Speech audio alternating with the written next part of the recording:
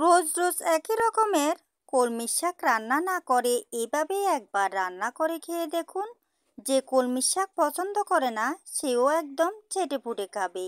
নমস্কার বন্ধুরা, সুবর্ণা দাস অফিসিয়াল চ্যানেলে সবাইকে স্বাগতম। আজকে আবার চলে এসেছি একটা রেসিপির সাথে। তাহলে কথা না বাড়িয়ে দেখতে থাকুন এই রেসিপিটা কিভাবে আমি তৈরি করি।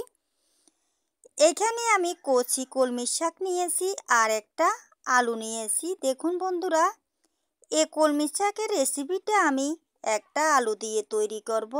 এইভাবে তৈরি করলে খেতে খুবই মজা লাগবে।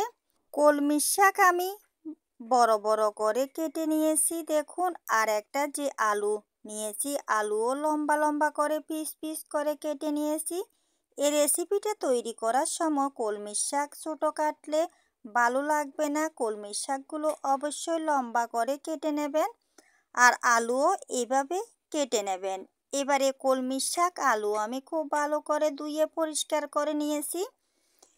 দেখুন বন্ধুরা, এবার আমি চুলোতে একটা কড়া বসিয়ে দিয়েছি। কড়ার মধ্যে প্রথমে আমি 1 চামচ পরিমাণে চিকন জিরে দিয়ে দিলাম। জিরে আমি গরম করে ভেজে নেব।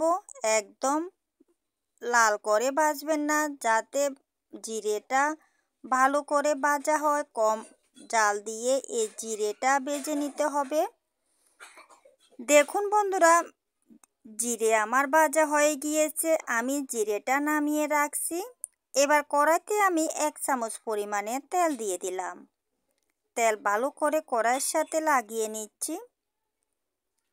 এবার আমি এ তেলের মধ্যে দিয়ে দিচ্ছি যে একটা আলু লম্বা করে কেটে নিয়েছিলাম, তা দিয়ে দিলাম। এবার এই আলু আমি 2-3 মিনিট ভেজে নেব। এই রেসিপিটা বানানোর সময় আলু একদম লাল করে ভাজতে হবে না, হালকা করে ভেজে নিলে হয়ে যাবে। আলু আমি 2-3 মিনিট ভেজে নিয়েছি। এবার আলুর মধ্যে আমি দিয়ে দিচ্ছি একটা পেঁয়াজ কুচি করেছিলাম, তার অর্ধেকটা দিয়ে দিলাম। এবার পেঁয়াজ আলুর সাথে আমি 2 মিনিটের মতো ভেজে নেব।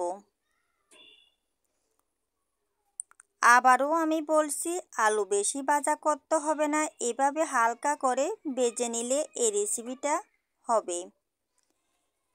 এভাবে আমি 2-3 মিনিট আলু পেঁয়াজ ভেজে নিয়েছি। এবার এখানে আমি দিয়ে দিচ্ছি পরিমাণ মতো জল। জল আমি আমার পরিমাণ মতো দিয়েছি, যাতে আলু আর কলমি শাক ভালো করে সিদ্ধ হয়। এবার এখানে আমি দিয়ে দিলাম 5টা কাঁচামরিচ চিলে দিয়ে দিলাম। এবার কাঁচামরিচ আলুর সাথে ভালো করে লাড়িয়ে দিচ্ছি।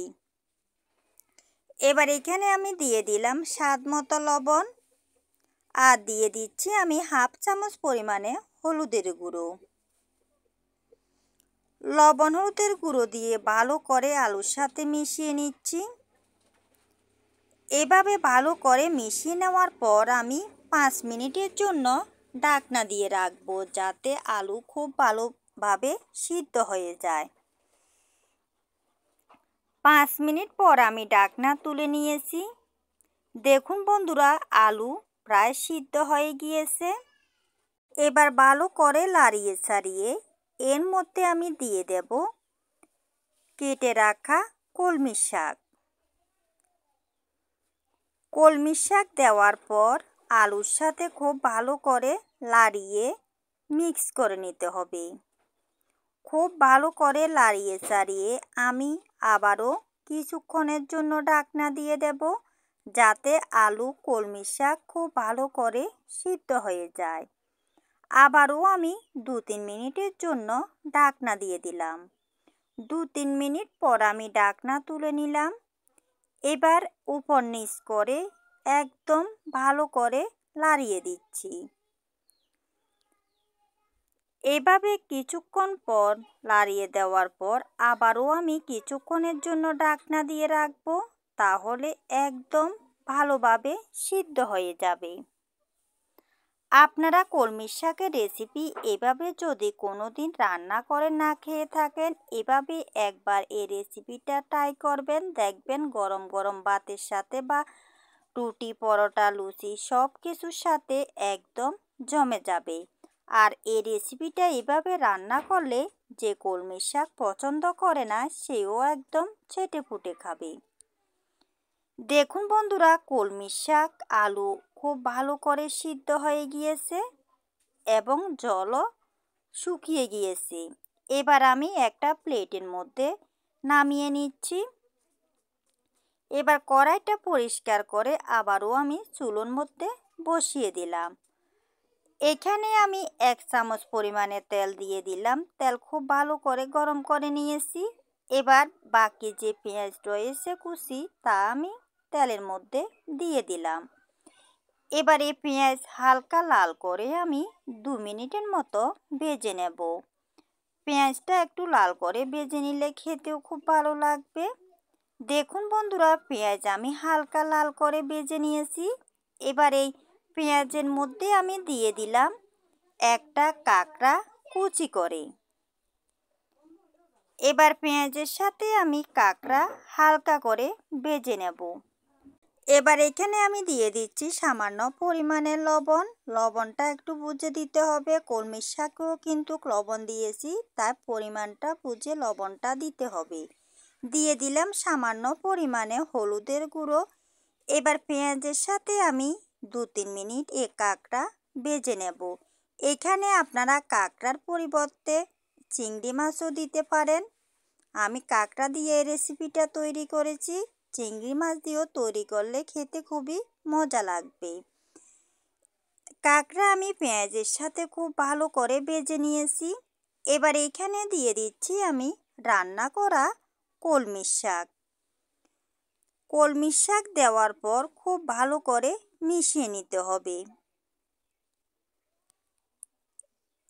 এভাবে খুব ভালো করে মিশিয়ে নেওয়ার পর আমি এখানে দিয়ে দেব যে প্রথমে গোটা জিরে ভেজে নিয়েছিলাম, তা গুঁড়ি করে নিয়েছি। এখানে আমি ভেজে নেওয়া জিরের গুঁড়ো দিয়ে দিলাম। এখানে আমি আর কোনো মশলা ব্যবহার করব না, শুধু ভাজা জিরের গুঁড়ো দিয়ে এই রেসিপিটা তৈরি করব। আপনারাও এইভাবে এই রেসিপিটা তৈরি করতে পারেন, মাছ মাংসের স্বাদকেও হার মানাবে। দেখুন বন্ধুরা, আলু কলমি শাক খুব ভালো করে একদম সিদ্ধ হয়ে গিয়েছে, কিন্তু একটুও ভেঙে যায়নি। এবার আমি 2 মিনিটের জন্য ঢাকনা দিয়ে রাখছি। 2 মিনিট পর আমি ঢাকনা তুলে নিলাম। দেখুন বন্ধুরা, আমার এই রেসিপিটা রান্না করা একদম কমপ্লিট হয়ে গিয়েছে। আজ এই পর্যন্তই বন্ধুরা, সবাই ভালো থাকবেন, সুস্থ থাকবেন। আবার চলে আসবো নতুন একটা রেসিপির সাথে। আর আমার এই কলমি শাকের রেসিপিটা আপনাদের কেমন লেগেছে অবশ্যই একটা কমেন্ট করে জানাবেন। আর যদি ভালো লেগে থাকে অবশ্যই বাসায় একবার ট্রাই করবেন। সবাই ভালো থাকবেন, সুস্থ থাকবেন। ধন্যবাদ সবাইকে। আবার চলে আসবো নতুন একটা রেসিপির সাথে।